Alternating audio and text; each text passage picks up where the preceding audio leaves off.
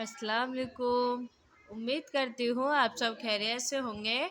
तो आज की इस वीडियो में हम पढ़ेंगे उर्दू ज़बान की 5वीं किताब का सबक नंबर 49 और पाठ का नाम है क़ुव्वत लामिशा।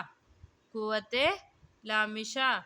तो वीडियो को आप पूरा ज़रूर देखिए, वीडियो को लाइक कीजिए। हमारे चैनल पर पहली बार आए तो हमारे चैनल को सब्सक्राइब कीजिए और ज़्यादा से ज़्यादा इस वीडियो को शेयर कीजिए।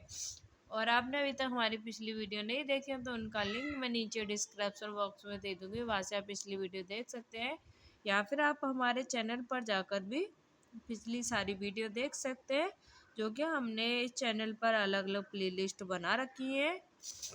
तो इसमें हमने डाला है उर्दू ज़बान की हमारी 5वीं किताब चल रही है और चमन उर्दू की भी 5 किताबों की वीडियो मैंने डाल दी है, और साथ में डाला था इसमें बगदादी कायदा और नूरानी कायदे की वीडियो, उनकी भी प्लेलिस्ट अलग अलग बनी है। और साथ में हमने कुरान शरीफ के पारे शुरू कर दिए थे। तो सबसे पहले हमने डाली थी कुरान शरीफ, मतलब कुरान शरीफ का 30वें पारे यानी अम्मा पारे की वीडियो। तो हर एक पारे की भी अलग अलग वीडियो और जो प्लेलिस्ट है हर एक पारे की है, उनके अंदर हर एक रुकू की अलग अलग वीडियो है। तो आपको आसानी से सारी वीडियो और सारे रुकू के आपको मिल जाएंगे, जौन सा भी आपको देखना हो। और फिर उसके बाद हमने पहले पारे से लेकर हमारा अब चला है 10वां पारा। तो आपने अगर उनमें से किसी भी पारे या किसी भी रुकू की देखनी है तो आप आसानी से हमारे चैनल पर जाकर, आपको प्लेलिस्ट पर जाकर उनके अंदर जो सा भी पारा और जिस भी रुकू को आपको देखना है वो आपको आसानी से रुकू भी मिल जाएगा। तो वीडियो को आप लाइक से सब्सक्राइब करना ना भूलिए। तो चलिए हम इस वीडियो को शुरू करते हैं। बिस्मिल्लाहिर्रहमानिर्रहीम। क़ुव्वत लामिशा। नंबर 1, दीगर कौवा के लिए तो आलात मईन हैं, मगर लामिशा के लिए कोई अज़ू मखसूस नहीं, बल्कि तमाम जल्द बतन कम बेस इस क़ुव्वत से बहरा याब हैं। कैफ़े पाशे लेकर फ़र्क शर तक किसी मौज़ा पर कोई अज़ियत या ना मुलायम कैफियत पेश आती है तो फ़ौरन इसकी अतला दिमाग को पहुँचती है और अक़ल इसकी तमीज़ करती है और अक्ल इसकी तदबीर करती है। पस ज़कीर मुतल्लक़ ने इस क़ुव्वत को जिस्म की हिफाजत का वसीला बनाया है, लेकिन किसी शय के मलश की ज़रूरत होती है तो बेशतर हम अपनी कफ़े दस्त से काम लेते हैं। नंबर 2, बरखिलाफ़ और कौवा की ये क़ुव्वत मरकब है और इसी वास्ते लामिशा से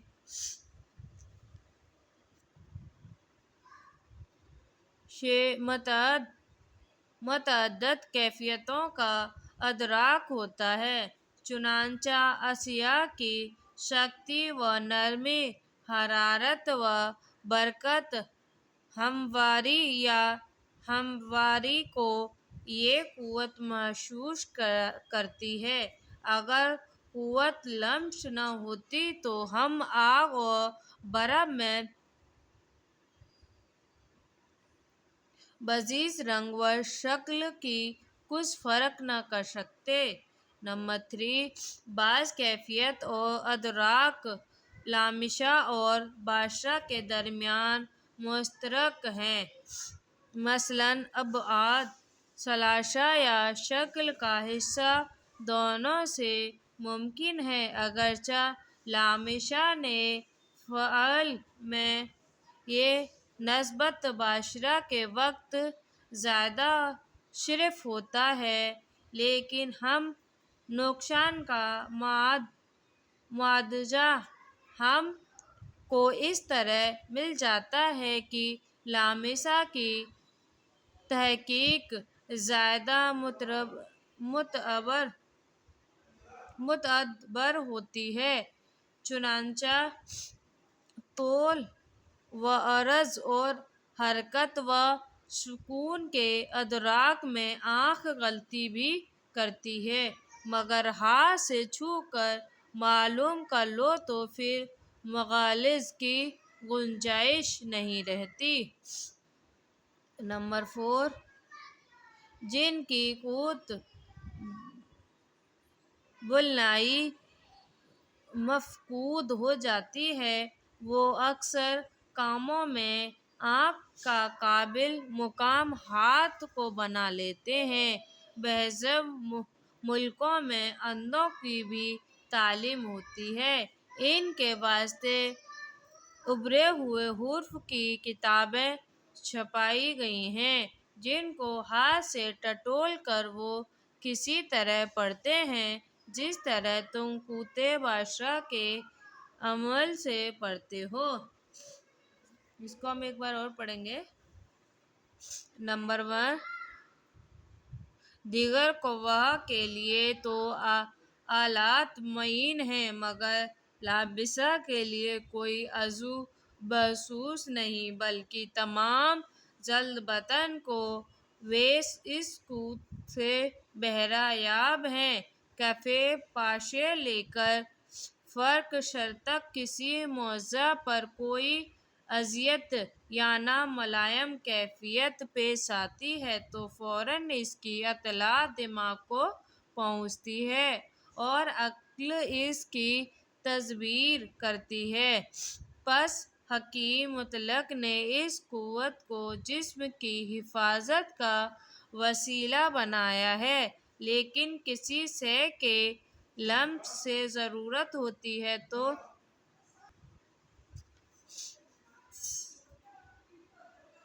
تو پیشتر ہم اپنے کف دست سے کام لیتے ہیں۔ نمبر 2، برخلاف قوا کے یہ قوت مرکب ہے اور اسی واسطے لامسہ سے متعدد کیفیتوں کا ادراک ہوتا ہے۔ چنانچہ اشیاء کی سختی و نرمی، حرارت و برداشت، ہمواری ناہمواری کو یہ قوت محسوس کرتی ہے۔ اگر قوت لمس نہ ہوتی تو ہم آگ اور بر میں بجز رنگ و شکل سے کچھ فرق نہ کر پاتے۔ نمبر 3، بعض کیفیتوں کا ادراک لامسہ اور باصرہ کے درمیان مشترک ہے، مثلاً ابعاد ثالثہ یا شکل کا حس دونوں سے ممکن ہے۔ اگرچہ لامسہ کے نفع میں یہ نسبت باصرہ کے وقت زیادہ فرق ہوتا ہے، لیکن اس نقصان کا معاوضہ ہم اس طرح مل جاتا ہے کہ لامسہ کی حقیقت زیادہ معتبر ہوتی ہے۔ چنانچہ طول و عرض و حرکت و سکون کے ادراک میں آنکھ غلطی بھی کرتی ہے، مگر ہاتھ سے چھو کر معلوم کر لو تو بھی مغالطے کی گنجائش نہیں رہتی۔ نمبر 4، جن کی قوت بالنائی مفقود ہو جاتی ہے تو اکثر کاموں میں آنکھ کا کامل مقام ہاتھ کو بنا لیتے ہیں۔ بعض ملکوں میں اندھوں کی بھی تعلیم ہوتی ہے، جن کے واسطے ابھرے ہوئے حروف کی کتابیں چھپائی گئی ہیں، جن کو ہاتھ سے ٹٹول کر اسی طرح پڑھتے ہیں جس طرح تم قوت بصرہ کے عمل سے پڑھتے ہو۔